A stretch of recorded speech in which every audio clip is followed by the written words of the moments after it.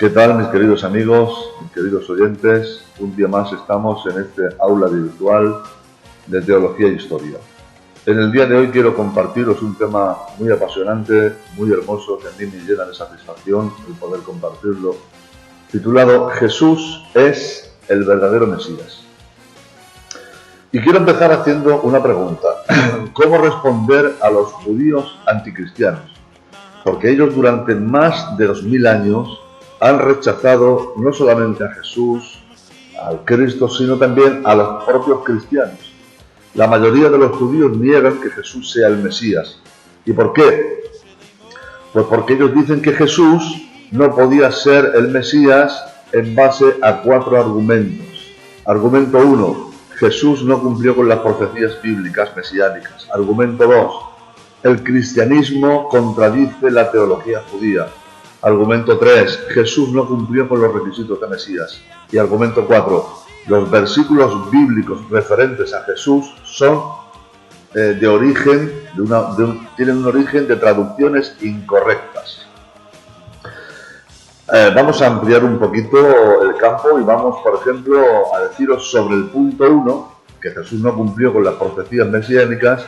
Ellos, los anticristianos, enumeran algunas de las cosas que según ellos el Mesías debería de haber cumplido cuando vino o cuando venga, y entre ellas destacan, en primer lugar, construir el tercer templo. Es una profecía que está en Ezequiel 37, versículo 26 hasta el 28.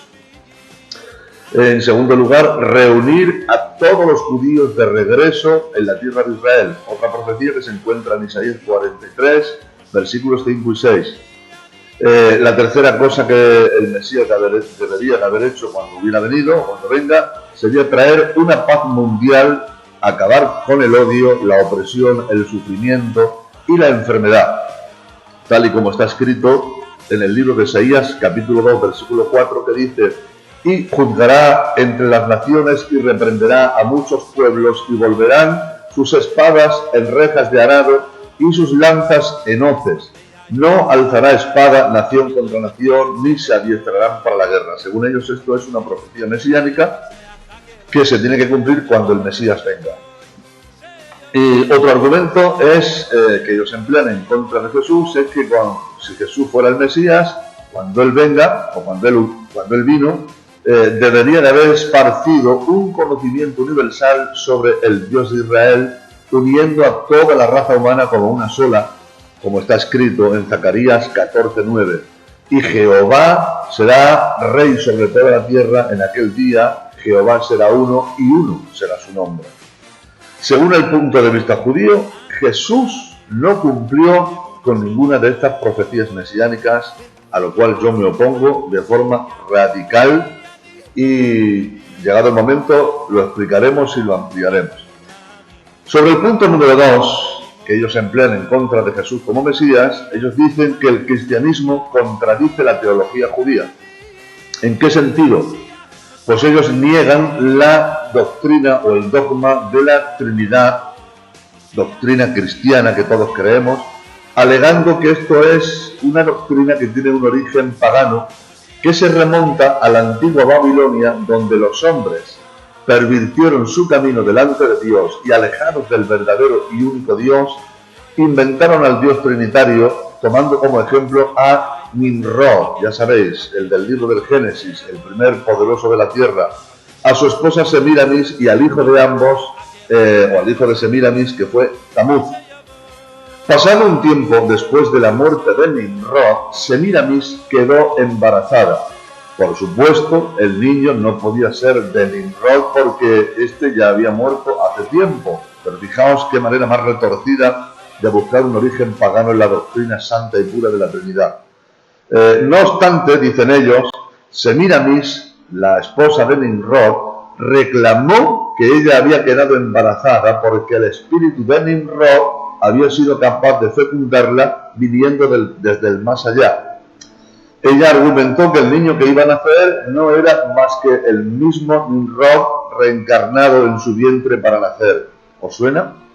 El nombre que recibió este niño fue Tamuz y fue conocido como el niño Dios, o Dios el Hijo, o Dios hecho hombre. ella, Semiramis, decía que ese niño era el Salvador del mundo. Este sistema de idolatría se esparció de Babilonia a las naciones, pues fue desde este sitio de donde fueron los hombres dispersados sobre la faz de la tierra tras la confusión de las lenguas en la Torre de Babel. Así, por ejemplo, en la religión de la India nos encontramos con el grupo trinitario de Brahma, Shiva y Vishnu. Y en la religión egipcia, por ejemplo, también nos encontramos con el grupo trinitario de Osiris, Isis y Horus. Esto es querer manchar y querer enmascarar una doctrina que fue revelada por el propio Espíritu Santo al apóstol San Pablo y al resto de predicadores y de apóstoles de la era cristiana, en donde queda claro que la doctrina de la Trinidad no es de origen pagano como ellos alegan. Los anticristianos también niegan que Jesús sea Dios, y eso necesitaría un capítulo aparte para poder explicarlo, pero tenemos muchas cosas de las que hablar. También niegan que Jesús tuviera un papel de mediador entre Dios y el hombre, como un sacerdote. Eso es sobre el punto número 2. Sobre el punto número 3, que ellos alegan y argumentan para rechazar a Jesús como Mesías, dicen que Jesús no cumplió con los requisitos de Mesías. Niegan el ministerio profético de Jesús. Niegan que Jesús fuera descendiente de David. Afirman que Jesús fue un transgresor de la Torá. Y niegan un nacimiento virginal de Jesús. Aquí sí que me voy a parar y quiero hablaros sobre este punto, sobre el nacimiento virginal de Jesucristo. Uno de los pilares principales del judaísmo contemporáneo es desacreditar la profecía sobre el nacimiento virginal del Mesías. Se puede decir que hasta es un punto de honor dentro del judaísmo el mantener esto así. Basándonos en la profecía del libro de Isaías, en el capítulo 7, versículo 14, que dice: por tanto, el Señor mismo os dará señal. He aquí que la Virgen concebirá y dará a luz un hijo y llamará su nombre Emanuel. Eso es lo que dice el profeta Isaías.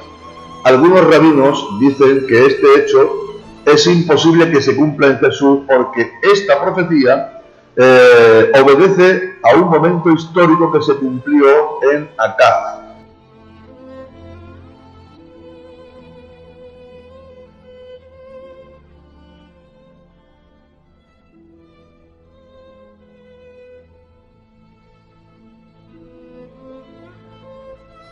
La principal objeción que utilizan algunos rabinos no creyentes en Jesús como Mesías en contra de esta profecía que acabo de citar de Isaías es que el verso de Isaías, y ahora voy a emplear un poquito de hebreo y quiero que prestéis atención, para decir la palabra virgen, dicen ellos que emplea el vocablo hebreo alma, tal y como lo tenéis escrito ahí en la pantalla, que en hebreo significa mujer joven. Y ellos leen: he aquí que Alma, una mujer joven, concebirá y dará a luz un hijo. No dice, según ellos, Betulá. La palabra Betulá, tal y como la veis en la pantalla, quiere decir simplemente virgen. En este punto quiero hacer una referencia a una fuente judía antigua, la versión griega del texto hebreo, conocida como la Septuaginta. Se le llama así porque es el nombre que se le dio a la traducción griega de las escrituras hebreas durante el reinado de Ptolomeo Filadelfo en Egipto, entre los años 285 al 246 antes de que naciera Jesucristo. Pues en ese tiempo fueron elegidos como traductores 6 ancianos de cada una de las 12 tribus de Israel. 6 por 12 son 72. En total eran esta cantidad de hombres los que tradujeron la Biblia desde el original hebreo hasta el griego, ¿vale? Todos los 72 eran expertos en griego y por supuesto en hebreo. Estos tradujeron la palabra alma, que es hebrea, y la tradujeron al griego por la palabra partenos, que en griego su significado primario es Virgen significa virgen o soltera sin haber tenido relación sexual. Como prueba de este significado único, la Septuaginta, la versión de la Septuaginta, los 70 tradujeron la palabra hebrea Betulá, que significa virgen literalmente, que se usa también en Génesis capítulo 24, versículo 16, y describe a Rebeca, esposa de Isaac, con la misma palabra griega partenos, y dice así en la Biblia: y la doncella era de aspecto muy hermoso, virgen, a la cual varón no había conocido. En el hebreo se lee así: Betulá be Islot Yada'a. Pero luego en el versículo 43 del mismo capítulo dice: la doncella que saliere por agua. En hebreo se dice Alma ha-yotze lishov. En ambos casos, los traductores de la Septuaginta, tanto en Isaías capítulo 7, versículo 14, como en Génesis 24, 16, utilizan la palabra griega partenos para describir a una mujer sin haber tenido relación sexual. En este ejemplo, podemos entender que la palabra alma hebrea y betulá hebrea también tienen el mismo significado. El versículo 16 del Génesis 24 se le dice a Rebeca Betulá y en el versículo 43 se le llama Alma, lo que quiere decir que ambas palabras son sinónimas y simplemente significa virgen, mujer que no conoce varón. Si Alma y Betulá son sinónimos, la objeción que dan los judíos no creyentes a la profecía de Isaías 7:14 no tiene fundamento. Jesús es Mesías nacido de una mujer virgen que jamás había tenido relaciones sexuales. Amén. Considero que 72 personas conocedoras perfectamente del hebreo y del griego antiguos no pueden equivocarse al traducir ambos pasajes con una misma palabra que le da el sentido correcto a la oración. En este caso es la palabra virgen. Si algo era esperado por los judíos del pasado era la venida del Mesías, y eran conocedores perfectos de todas las profecías mesiánicas que se deberían de cumplir. Prueba de ello es Isaías 7:14. Los judíos del pasado consideraban este pasaje como un pasaje mesiánico. Surge entonces, mis queridos amigos, la lógica pregunta: ¿por qué ahora no es así? Sencillamente, la respuesta es muy sencilla. No es así porque lo que intentan es no reconocer a Jesús como el Mesías de Israel, siendo Jesús el que cumple la profecía de Isaías 7:14 y la cumple, según el evangelista San Mateo, en el capítulo 1, versículo 23, dice así: todo esto aconteció para que se cumpliese lo dicho por medio del profeta, para que se cumpliese lo dicho por el Señor por medio del profeta cuando dijo, ¿ves? He aquí una virgen Betulá o partenos, concebirá y dará a luz un hijo y llamará su nombre Emmanuel, que traducido es Dios con nosotros.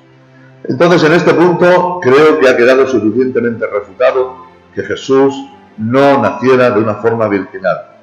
Siguiendo también en este mismo apartado, los anticristianos y los judíos niegan que estuviera profetizada la crucifixión.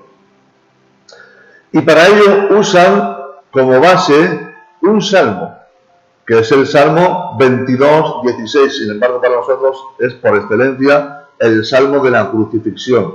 Pues bien, según el texto masoreta o el texto masorético, en vez de decir el texto, horadaron mis manos y mis pies, según ellos, dice, como un león, ellos están en mis manos y en mis pies.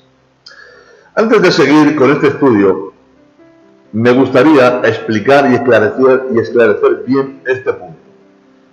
La traducción de este salmo ha sido leída por judíos no creyentes en Jesús como la de apresar y atar al león para librar a alguien que está en peligro, y no la de horadar o traspasar las manos y los pies como dice en nuestra versión. Hace un instante os he mencionado el texto masorético. Quizá algunos no sepan lo que es esto, y aprovecho la ocasión para daros alguna información acerca del texto masorético. Deciros que todos los originales del Antiguo Testamento se han perdido. Todos, no quedó ni uno. Para los judíos, la fuente principal en la restauración del original hebreo es el texto masorético. Y el texto masorético se llama así porque se debe a las labores de unos hombres llamados masoretas, que eran rabinos, escribas, eruditos, estudiosos judíos, que trabajaron entre los siglos VII y X en las ciudades de Tiberias y Jerusalén después de Cristo. O sea, ellos estuvieron trabajando aproximadamente entre los años 600 y 900 después del nacimiento de Cristo, ¿vale? En las ciudades de Tiberias y Jerusalén. Y esto lo hicieron tratando de ser los sucesores de los soferim, que en hebreo significa escribas. Y su responsabilidad era la de hacer copias de las Sagradas Escrituras. La palabra Masorá viene o tiene su raíz en el término hebreo Masoret, que significa tradición, y designa la compilación de tradiciones rabínicas relativas al texto que los masoretas recogieron en los márgenes superior e inferior de cada página de un manuscrito.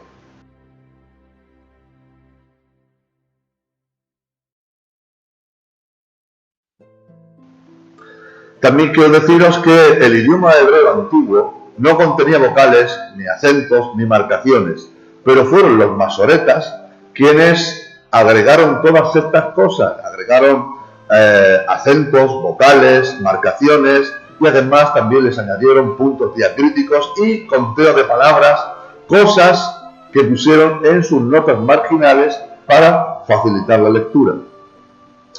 El texto masorético más conocido es el Códice de Alepo, que data del siglo X después de Jesucristo, pero lamentablemente no está entero porque una parte se quemó en 1947. Pero en cambio sí que existe una versión completa del texto masorético que data del año 1008 después de Jesucristo, o sea, de plena era medieval, conocida como el Códice de Leningrado. Esta versión, la del Códice de Leningrado, esta versión del texto masorético es la versión más antigua y completa que se conserva actualmente. Como el texto masorético, atención a esto, como el texto masorético fue muchísimo posterior a otros manuscritos más antiguos, tomados de los verdaderos originales hebreos, tales como el Pentateuco del texto samaritano, los rollos del Mar Muerto o incluso la Septuaginta, ¿vale? Cuando digo los rollos del Mar Muerto también me refiero a los que se encontraron en las cuevas del Qumran, que estaban junto al Mar Muerto, ¿vale? Pues hay al menos estas tres fuentes: el Pentateuco del texto samaritano, los rollos del Mar Muerto o de Qumran, o incluso la Septuaginta.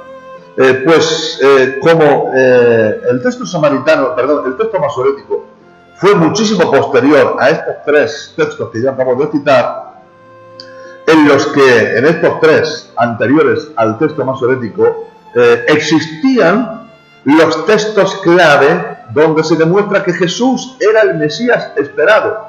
Pues entonces los masoretas, cuando elaboraron su texto, con mucha habilidad alteraron y cambiaron algunas palabras para no dejar constancia de que Jesús es el Mesías. Para que nos hagamos una leve idea de lo que estoy diciendo, deciros, valga la redundancia, que entre el Pentateuco del texto samaritano y el del texto masorético, el alterado, hay por lo menos 6.000 diferencias, nada más y nada menos.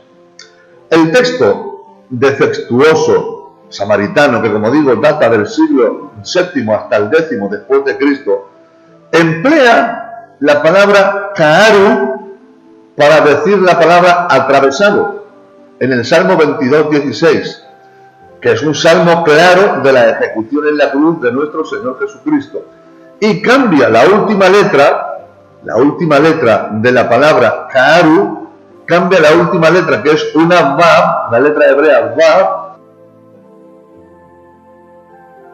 y la cambia por una letra Yod. Y entonces, en vez de leer Ka'aru, se lee Ka'ari. ¿De acuerdo? Tal y como lo estáis viendo ahí en la pantalla. En el original hebreo se lee así, tal y como lo estáis leyendo. Quiero deciros que cuando estéis leyendo el texto, el hebreo no se lee como el español, se lee en dirección contraria, se lee desde la derecha hasta la izquierda.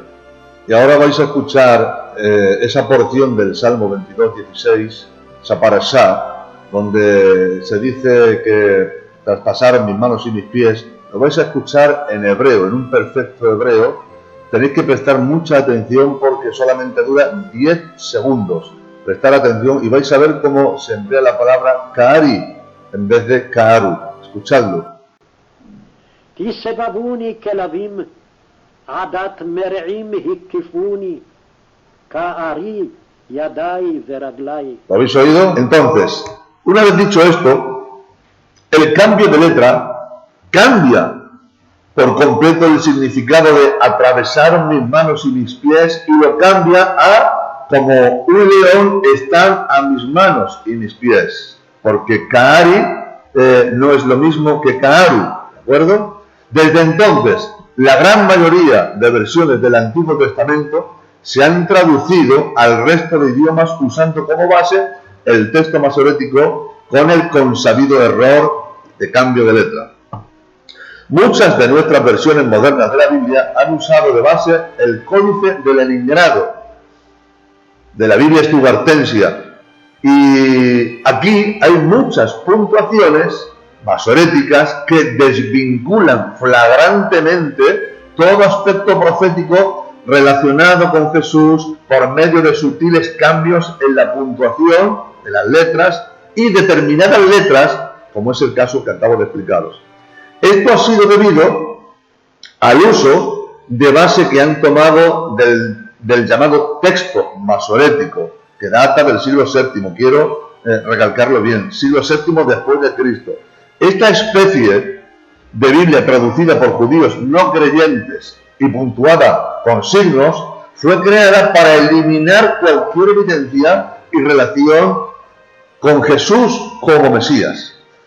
De acuerdo a los rollos del Mar Muerto, que fueron fechados aproximadamente, más o menos, en el año 100 antes de Jesucristo, ya no fue después como el texto masorético, sino antes de Jesucristo, los rollos del Mar Muerto.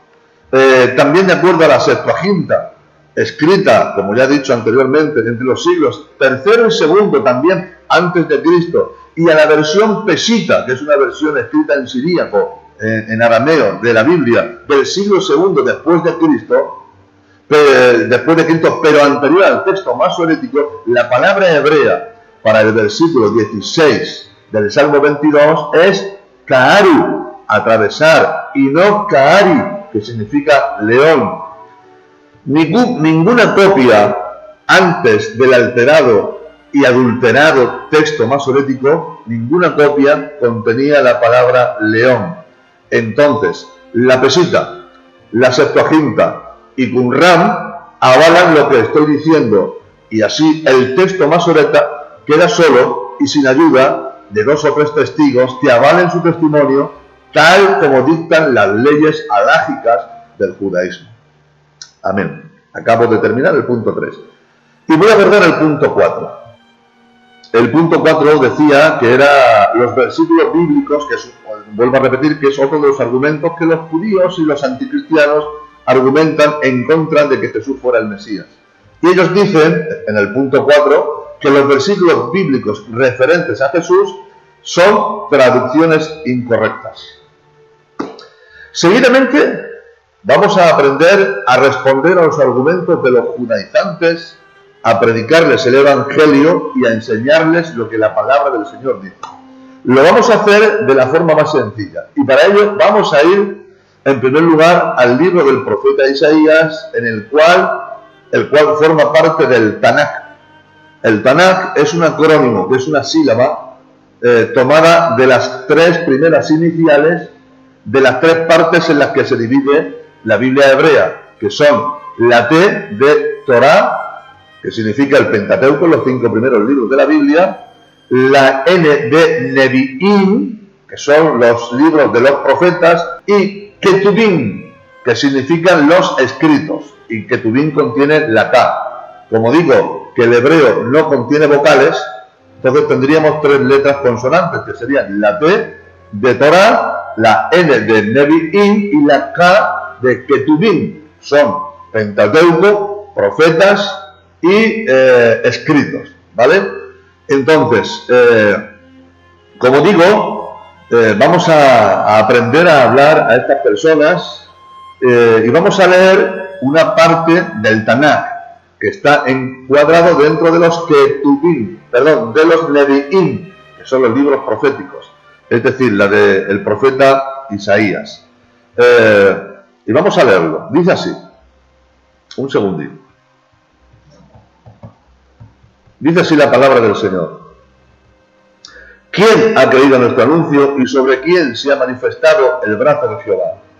Subirá cual renuevo delante de él y como raíz de tierra seca, no hay parecer en él ni hermosura. Le veremos más sin atractivo para que le deseemos.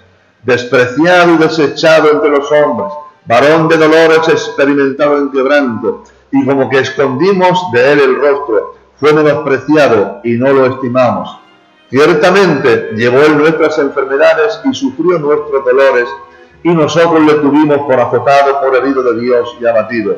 Mas él herido fue por nuestras rebeliones, molido por nuestros pecados. El castigo de nuestra paz fue sobre él, y por su llaga nosotros fuimos curados. Todos nosotros nos descarriamos como ovejas, cada cual se apartó por su camino, mas Jehová cargó en él el pecado de todos nosotros.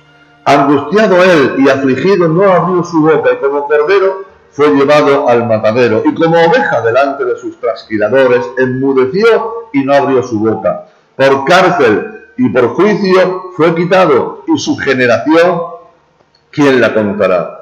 Porque fue cortado de la tierra de los vivientes, y por la rebelión de mi pueblo fue herido. Y se dispuso con los impíos su sepultura, mas con los ricos fue en su muerte, aunque nunca hizo maldad, ni hubo engaño en su boca. Con todo eso, Jehová quiso quebrantarlo, sujetándole a padecimiento. Cuando haya puesto su vida en expiación por el pecado de la linaje, vivirá por largos días, y la voluntad de Jehová será en su mano prosperada.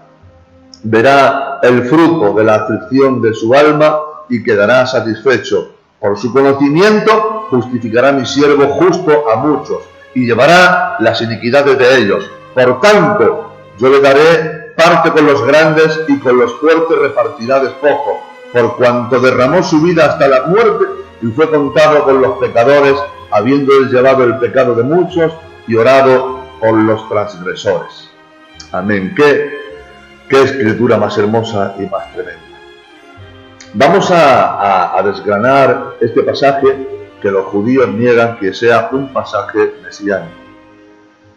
Isaías 53 es el pasaje más importante para poder predicar el mensaje de salvación, que es el Evangelio. Observad, podemos mirarlo si queréis, cómo Felipe utilizó precisamente esa profecía de Isaías 53 para predicar el Evangelio a un etíope en el capítulo 8, versículo 26 hasta el 40 del libro de los Hechos. Por eso mismo es lo que vamos a hacer nosotros y es lo que vamos a aprender ahora. De la misma manera que hizo Felipe, es lo que hemos de hacer cuando hablemos de Jesucristo a los judíos. Vamos a ver, por tanto, o vamos a estudiar la profecía de Isaías 53. ¿Cuál es la interpretación que dan ellos, los judíos, los anticristianos, los mesiánicos, a Isaías 53? Pues los rabinos judíos dicen que esa profecía no se refiere al Mesías, sino a la nación de Israel.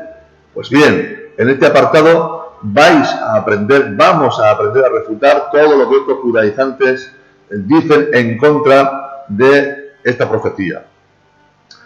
Es absolutamente imposible, empezamos ya, como digo, es absolutamente imposible que esa profecía de Isaías 53 se refiera a la nación de Israel, y cualquier judío que lea esto se dará cuenta si pone un poco de atención y es una persona que busca la verdad, toda la verdad y nada más que la verdad. Si tú que me estás oyendo quieres demostrar a los judíos o a los que te contradigan, da igual quién sea, que ese siervo sufriente de Isaías 53 es el Mesías y que ese Mesías es Jesús, has de hacer lo siguiente. Punto 1. La profecía del Mesías sufriente realmente no comienza en Isaías 53, sino en el capítulo anterior, en Isaías 52, concretamente a partir del versículo 12, que dice lo siguiente, desde el 12 hasta el 15. He aquí, mi siervo será prosperado, será entregado y será engrandecido y exaltado, y será puesto muy en alto. Como se asombraron de ti muchos, de tal manera fue desfigurado de los hombres su parecer y su hermosura, más que la de los hijos de los hombres. Así asombrará a muchas naciones, los reyes cerrarán ante él la boca, porque verán lo que nunca les fue contado y entenderán lo que jamás habían oído. Como has podido ver, o como puedes ver, es el propio Dios de Israel quien está hablando en esta profecía. En ella, Dios habla de un siervo muy especial, el cual sería engrandecido y exaltado y puesto muy en alto. Esto es muy importante que lo entendamos. Es primordial. Dios mencionó a un siervo suyo que sufriría y moriría por los pecados o iniquidades de la nación de Israel. Su rostro tenía que ser desfigurado por los golpes, pero después del sufrimiento y la muerte de este siervo, Dios lo engrandecería y exaltaría y sería puesto muy en alto. O dicho en otras palabras, después de su muerte, ese siervo de Dios tan especial sería glorificado por Dios y exaltado hasta lo máximo. Los reyes de la tierra se someterán a este siervo de Dios que murió por los pecados de la nación de Israel. Es decir, que este siervo de Dios tan especial será quien gobernará las naciones en el futuro. Es Él, no hay otro.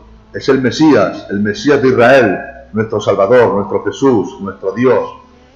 Ahora bien, los rabinos judíos nos dicen que dicho siervo de Dios se refiere únicamente a la nación de Israel, porque en el siguiente pasaje de Isaías, que os voy a leer, se dice que Israel es el siervo de Dios. Isaías 41, versículos 8 y 9, dice así: pero tú, Israel, atención, siervo mío eres tú, Jacob, a quien yo escogí, descendencia de Abraham, mi amigo, porque te tomé de los confines de la tierra y de tierras lejanas te llamé y te dije, mi siervo eres tú, te escogí y no te deseché.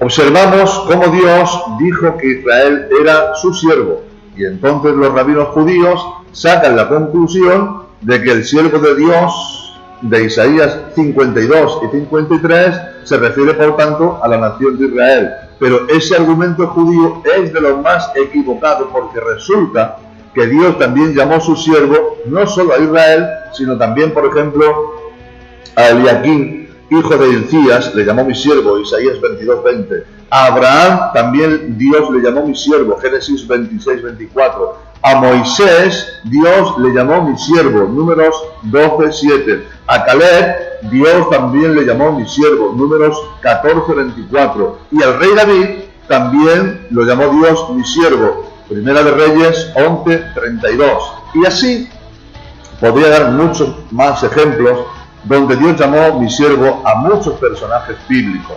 Por lo tanto, ese argumento judío de que el siervo de Dios mencionado en Isaías 52 y 53 es la nación de Israel es un argumento equivocado, ya que siguiendo esa misma lógica judía, entonces ese siervo de Dios de Isaías 52 y 53 podría decir que es Eliaquín o Caleb o David o Moisés o Abraham, etcétera, etcétera, etcétera, lo cual sería completamente falso y descabellado, ya que ninguno de esos personajes bíblicos cumplió con lo que se dice en Isaías 52 y 53. La nación de Israel de ninguna manera cumplió esa profecía de Isaías 52 y 53. Decir que ese siervo de Dios de Isaías 52-53 es la nación de Israel es una de las cosas más descabelladas y erróneas que se puedan inventar. Se puede demostrar muy fácilmente que ese siervo sufriente de Dios mencionado en Isaías 52 y 53 no es la nación de Israel, sino solamente un siervo de Dios que vivió en Israel hace casi 2000 años y que además es el verdadero Mesías de Israel y cuyo nombre es Yeshua, o transliterado en nuestro idioma español, Jesús, el cual murió por las iniquidades no solo de Israel, sino de todo el mundo, entre los cuales estamos incluidos nosotros. Y luego Dios el Padre le resucitó el tercer día y le exaltó hasta lo máximo, sentándolo a su derecha en su trono celestial, y que al final de los tiempos regresará del cielo con gran poder y gran gloria para gobernar a todas las naciones con vara de hierro, es decir, con justicia y sabiduría. Amén. Es absolutamente imposible que ese siervo de Dios de Isaías 52 y 53 sea la nación de Israel, y es imposible por las siguientes razones que yo os voy a dar ahora de manera pormenorizada. En Isaías 52:14 leemos que ese siervo de Dios se había desfigurado su rostro, es decir, se está refiriendo a un solo ser humano. El pasaje habla en singular, no se refiere de ninguna manera a toda una nación como la de Israel, sino a una sola persona que, como veremos, se refiere a la persona del Mesías. En Isaías 53:3 se le llama al siervo de Dios varón de dolores, indicando así que se refiere a un varón y de ninguna manera se refiere a la nación de Israel. Además, observemos que ese mismo versículo dice bien claro que la nación de Israel escondió de él el rostro, es decir, la propia nación de Israel rechazaría a este siervo de Dios. ¿Lo entendéis? La nación de Israel rechazaría a este siervo de Dios. Entonces, pregunto, ¿cómo ese siervo de Dios va a ser la nación de Israel? Es imposible. Si el versículo 3 hablara de la propia nación de Israel y dice que escondieron de él el rostro, entonces, ¿cómo es posible que ese siervo rechazado por Israel sea el mismo Israel? Por favor, seamos lógicos. Seamos lógicos. Si el versículo 3, según la teología judía, dicen que es la nación de Israel, que escondieron de él el rostro, ¿cómo una nación va a esconder el rostro de sí misma? ¿Cómo se van a esconder? Es imposible. En Isaías, capítulo 53, y esto es otro punto, los versículos 4 y 5, leemos que este siervo de Dios moriría por las iniquidades o pecados de Israel y que por sus llagas esa nación sería curada del pecado. Y quiero decir que no me venga nadie, no me vengan los que enseñan otra cosa, diciendo que el pueblo judío cumple esa profecía, ya que el pueblo judío jamás ha muerto por nuestros pecados, ni por nuestras llagas, ni por la de los judíos, evidentemente, ni nosotros somos curados. Los gentiles, no son ni los gentiles ni los judíos, son curados por las llagas de ellos mismos.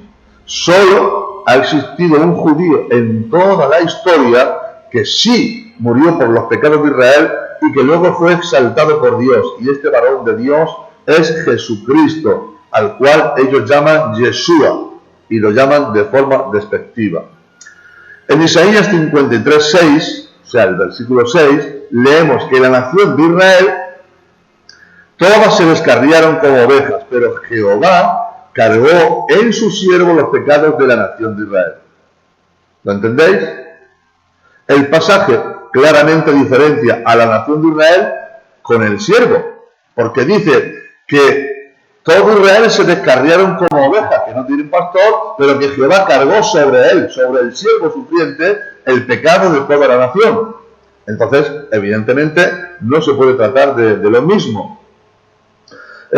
Con lo cual, tienen los que piensan de manera diferente, tienen que dejar de decir que dicho siervo de Dios es la nación de Israel. ¿Cómo la nación de Israel llevaría los pecados de la propia nación de Israel? Es imposible. Versículo 7. Leemos que este siervo de Dios fue afligido y que no abrió su boca, sino que como un cordero fue llevado al matadero profecía que solo Jesucristo cumplió, ya que Él fue afligido, enmudeció delante de sus acusadores judíos y al final, como un cordero fue llevado al matadero, pues fue clavado en un madero como sacrificio perfecto. Jesús es el cordero, mis queridos amigos, el cordero de Dios, el que quita el pecado del mundo. Pero la nación de Israel no es el cordero de Dios que quita el pecado del mundo, ¿vale? Eso yo creo que es una cosa que es muy fácil de entender. Versículo 8. Leemos que este siervo de Dios, por la rebelión del pueblo de Israel, fue herido. Por lo tanto, es imposible que este siervo de Dios sea el mismo pueblo de Israel, ya que el pueblo de Israel no fue herido por el pueblo de Israel, sino un siervo.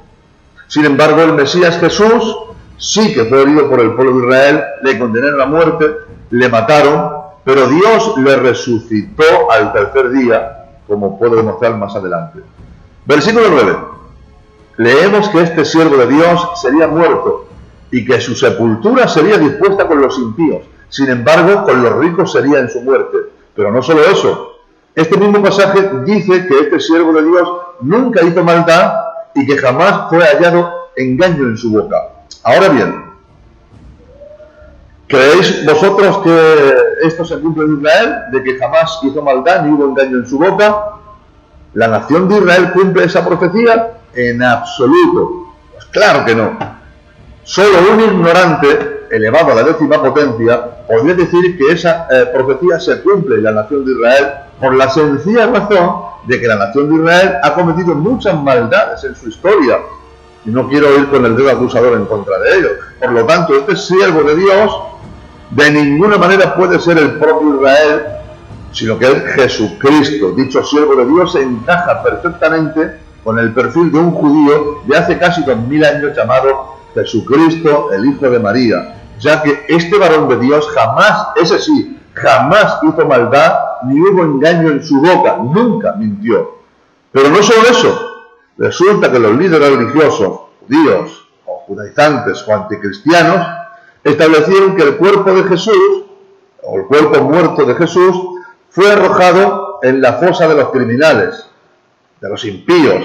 Pero tal como dice la profecía, con los ricos fue en su muerte, ya que un rico judío, llamado José de Arimatea, recogió el cuerpo muerto de Jesús y lo sepultó en su propio sepulcro excavado en la roca. Todos sabéis ese pasaje, pero quien quiera lo puede consultar en Mateo 27, 57 hasta el 60. El versículo 10, en ese versículo leemos que Dios quiso que este siervo suyo sufriera y muriera por los pecados de Israel, para de esta manera expiar o borrar los pecados de esa nación. Esto de ninguna manera encaja con la nación de Israel, ya que ellos no murieron para expiar sus propios pecados. Sin embargo, Jesús, el Cordero de Dios, que sí murió por los pecados o iniquidades de Israel, para que así puedan ser expiados o borrados, en él sí que se cumple. Este versículo 10 que estamos mirando, también dice que dicho siervo tendría linaje, es decir, hijos, y que además dicho siervo de Dios vivirá para siempre, por largos días. Ahora, quiero que observemos atentamente si Jesús tenía o no tenía descendencia. Y dice la palabra del Señor, hablando en términos espirituales, en el Evangelio de San Juan, capítulo 13, versículo 33, Jesús, hablando, dice: hijitos, hijitos, estaré aún con vosotros un poco, me buscaréis, pero como dije a los judíos, os lo digo a vosotros, a donde yo voy, vosotros no podéis venir. Y en el capítulo 21 del mismo Evangelio de San Juan, el versículo 5, les dice el Señor, y les dijo: hijitos, ¿tenéis algo de comer? Y le respondieron: no. Por tanto, Jesús también cumple perfectamente lo que dice el versículo 10 sobre que tendría linaje y que quedaría satisfecho. Y ahora observemos un detalle tremendamente importante. Este versículo 10 afirma también que este siervo de Dios vivirá para siempre, por largos días. Ahora bien, si Isaías 52 y 53 dice bien clarito que este siervo de Dios sufriría y moriría por los pecados o iniquidades de Israel, ¿cómo es posible que este siervo de Dios pueda vivir por largos días después de que sufriera y muriera por los pecados de Israel. Pensad en esta pregunta. No sé si la habéis entendido. Repito, ¿cómo es posible que el versículo 10 nos diga que este siervo de Dios vivirá para siempre por largos días, si Isaías 52 y 53 nos está diciendo que sufriría y moriría por los pecados o por las iniquidades? ¿Cómo es posible esto? Sencillamente, por la resurrección de este siervo de Dios. Esta gran profecía de Isaías 52 y 53 no solamente está hablando de la muerte de Jesús o del Mesías por los pecados de Israel, sino que tiene una doble vertiente, porque también está hablando de su resurrección, para que así él pueda vivir para siempre por largos días. Este es un importantísimo detalle que millones de personas han pasado por alto, desgraciadamente, o no se han dado cuenta de él. Y la pregunta lógica es: ¿qué siervo de Dios fue muerto por los pecados de Israel y resucitó después? Solo hubo uno, el Mesías, Jesucristo, nuestro Dios, nuestro Salvador, el cual murió por las iniquidades de Israel y del mundo entero, y luego el Dios Supremo, el Padre Celestial, le resucitó al tercer día. Y cuando llegue el momento establecido por Dios, este Mesías de Israel regresará del cielo para gobernar todas las naciones de la tierra con vara de hierro y justicia, como dice Mateo 25, 31 hasta el 46, y Apocalipsis 19, versículo 11 hasta el 21. Obviamente, la nación de Israel no murió por los pecados de Israel, ni resucitó después. Repito, decir que ese siervo de Dios se refiere a la nación de Israel es uno de los mayores errores bíblicos que se puedan cometer, ya que la profecía de Isaías dice que este siervo de Dios jamás haría maldad ni habría engaño en su boca. Pero ya hemos dicho antes que la nación de Israel está llena de maldades, llena de idolatría, llena de paganismo y llena de engaños. De modo que no podemos aceptar que este siervo de Dios es Israel. Versículo 11. Ahí leemos que por medio de este sacrificio del siervo de Dios, muchos serán justificados. Pero de ninguna manera esta profecía se cumple en la nación de Israel. Sin embargo, sí que la cumplió Jesucristo, ya que por medio de su sacrificio en el madero, muchos hemos sido justificados por medio de la fe. Así lo dice la epístola del apóstol San Pablo a los Romanos en el capítulo 3, versículo 24, que dice que hemos sido justificados gratuitamente por su gracia mediante la redención que es en Cristo Jesús.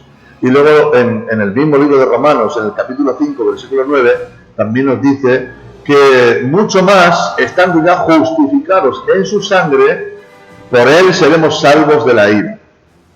Amén.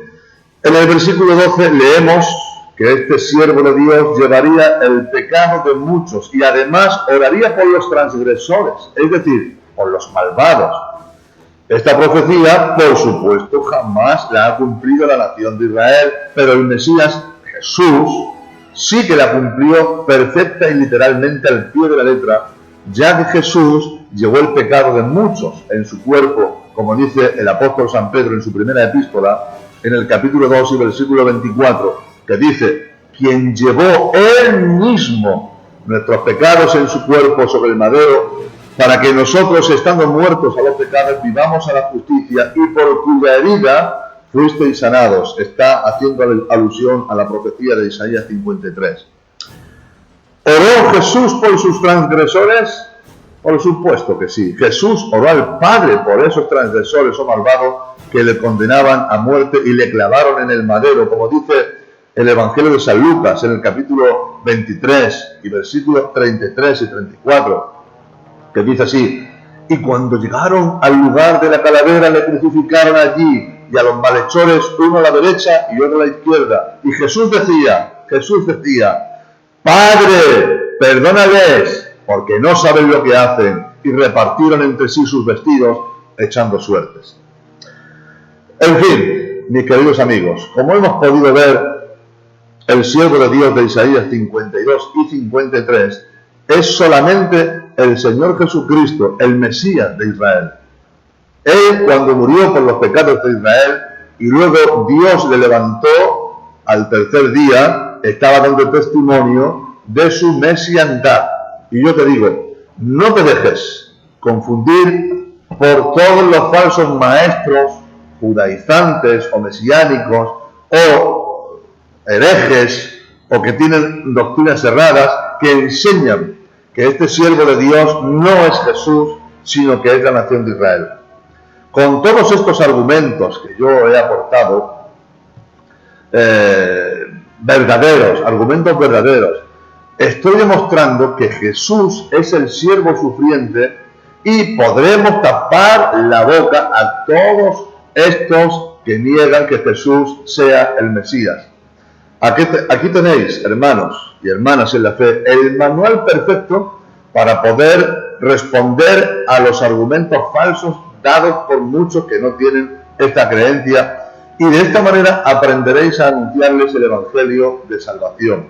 De la misma manera que Felipe también utilizó esta porción bíblica del libro de Isaías para predicar de Cristo al judío etíope, lo mismo podremos hacer nosotros cuando hablemos de Jesús a los judíos que niegan que Él sea el Mesías.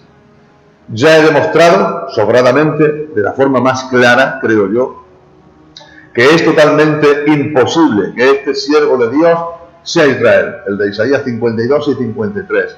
Cualquiera que lea esto y que realmente ame la verdad y sea sincero, no tendrá más remedio que arrepentirse de sus pecados y rendirse ante la evidencia, confesando que realmente Jesús es el verdadero, el único Mesías de Israel, el que murió y resucitó al tercer día, nuestro Dios y nuestro Salvador. Que Dios os bendiga muchísimo, y hasta aquí este estudio de hoy. Gracias por haber soportado hasta el final. La paz del Señor sea con todos vosotros.